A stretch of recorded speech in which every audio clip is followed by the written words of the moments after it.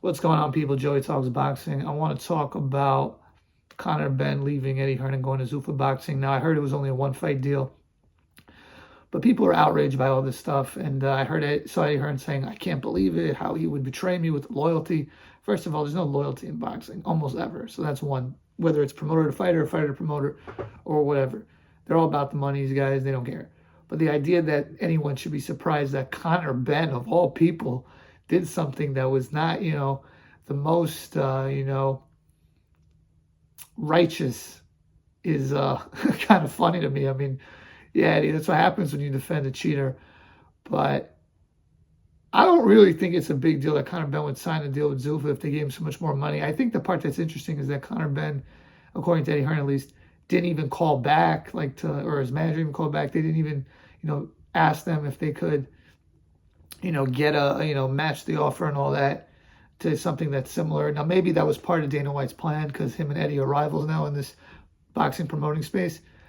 But I don't really see why this is such a big deal. And, all these people saying Conor Benn's not loyal, this and that. Eddie Hearn stuck up for him when Conor Benn needed it. That is true, but I think they're missing the point, which is that Eddie Hearn's not doing that out of loyalty or friendship. Eddie Hearn's doing that because it benefits Eddie Hearn for Conor Benn to be a relevant figure.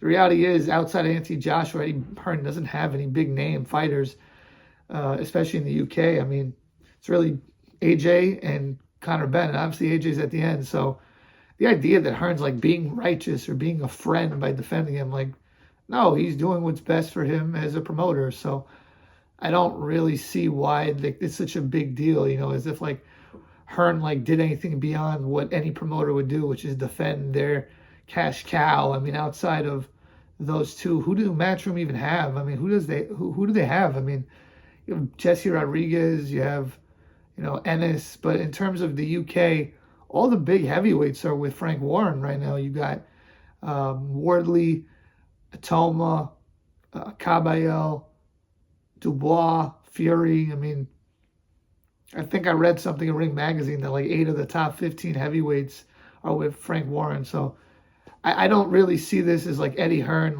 being betrayed as much as I just think it's the business of boxing.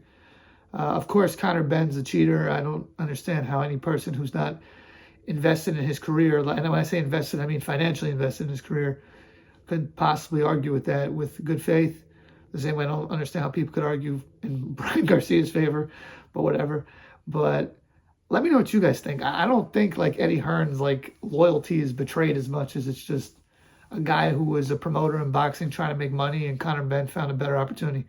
Let me know what you guys think. Please like, share, comment, subscribe. Peace.